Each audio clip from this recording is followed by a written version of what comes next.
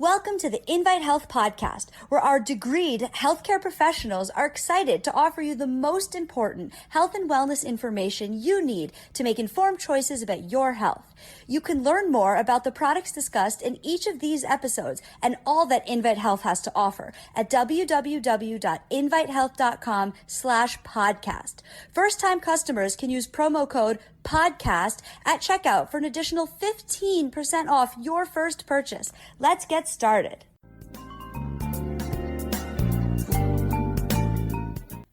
One of the hallmark indications for aging is muscle mass loss. So when we think about age-related muscle mass loss, we oftentimes think about sarcopenia and what we can be doing to offset sarcopenia, because we want to be able to maintain our muscles as we get older, and we also want to be able to support the underlying skeleton. So I want to talk about a key amino acid that many people turn to when it comes to maintaining lean muscle mass and to really utilize this amino acid for strength building. So a lot of athletes and people who are going and working out will turn towards creatine as part of their supplementation routine. But I want to talk about all of the other benefits that go along with creatine besides that of just the support for the muscles.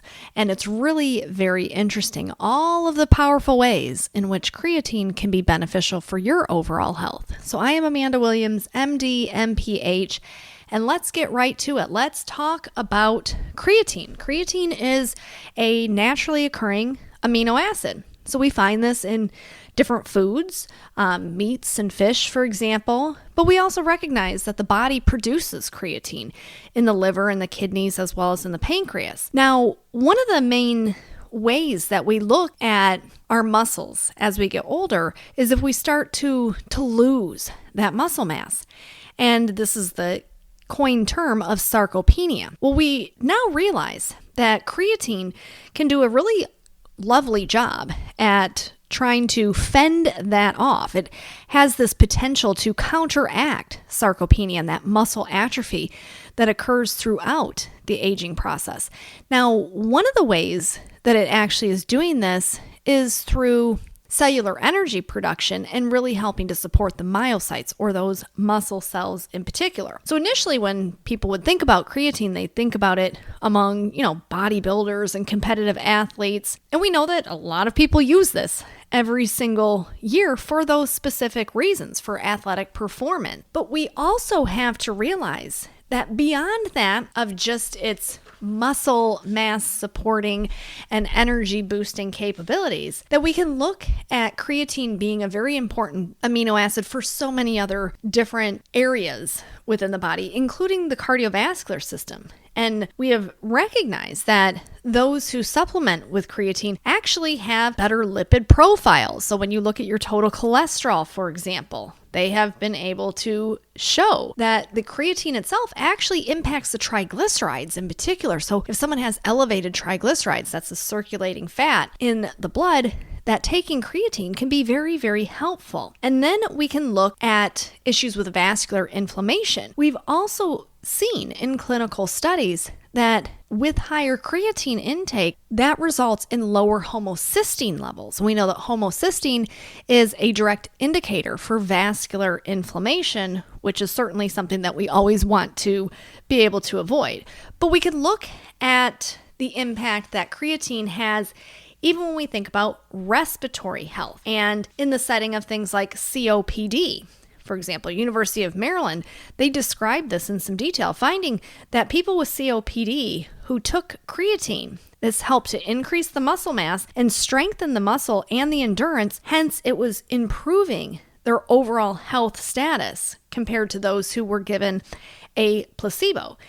So this is kind of one of those areas where it's like, oh, wow, that's interesting. I didn't know that creatine had these magic powers to it. But indeed, certainly when you look at different disorders, muscular dystrophy, for example.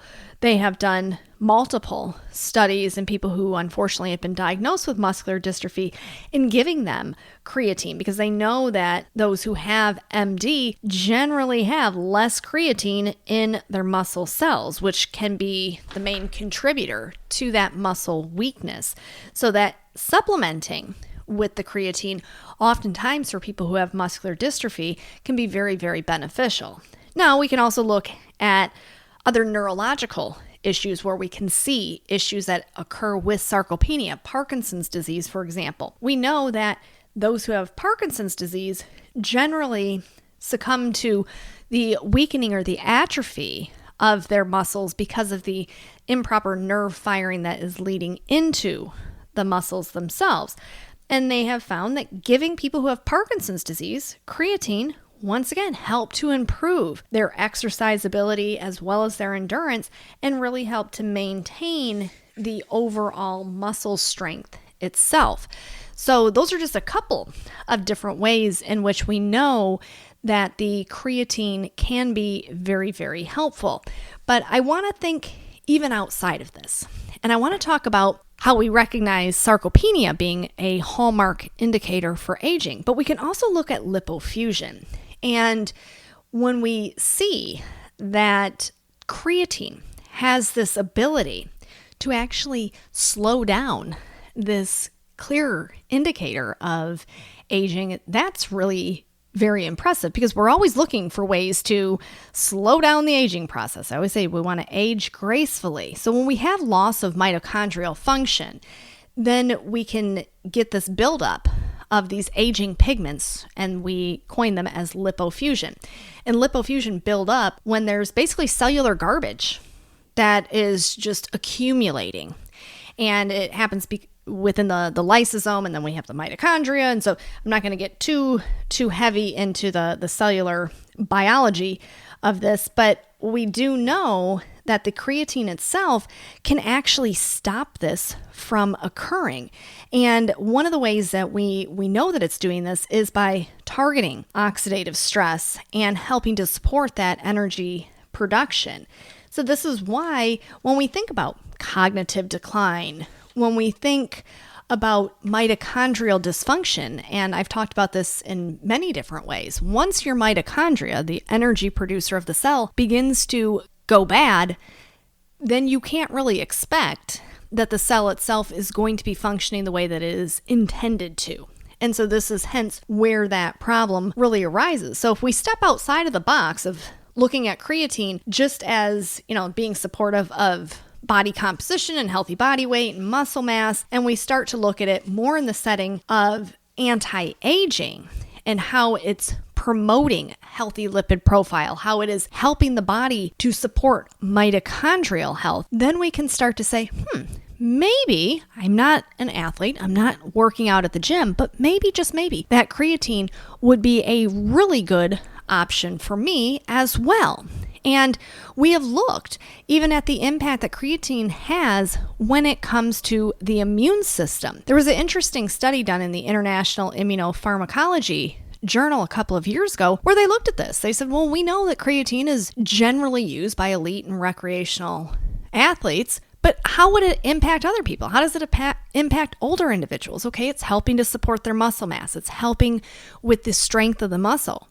But they also found that it was very beneficial for bolstering up the immune defenses. And so this is really an important takeaway because we can look and say, well, if we can support the immune system, we can support the muscles, we can target the mitochondria to make sure that the mitochondria are functioning the way that we need it to, and we see that the creatine has this immunomodulatory property to it, well, then yes, creatine utilization for those who aren't athletes, those who aren't worried about, going and lifting weights, but are concerned about the aging process and concerned about their mitochondrial health and concerned about their cognitive health and their cardiac health, then creatine is a really good option for you to be on. So hence, this is why I wanted to talk about it today, because we know that at the end of the day, the more we can do to support not only the mitochondrial health, but we can support our muscle health, and we can support the underlying skeleton. We support the cardiovascular system and the neurological system.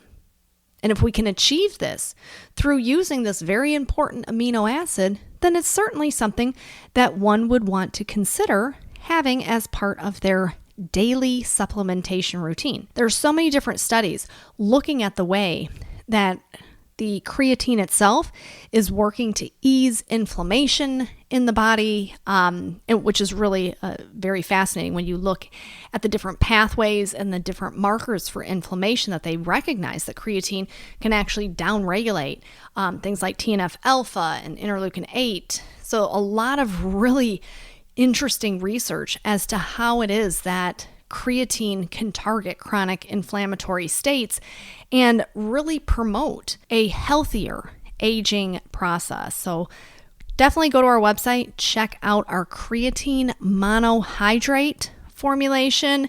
It is a really good formulation for anyone who has concerns with aging gracefully. So that is all that I have for you for today. I want to thank you so much for tuning in to the Invite Health podcast. Remember, we have all of our episodes for free wherever you listen to podcasts or by visiting invitehealth.com/podcast. Do make sure that you subscribe and you leave us a review. You can follow us on Facebook, Twitter, and Instagram at Invite Health, and we will see you next time for another episode of the Invite Health podcast.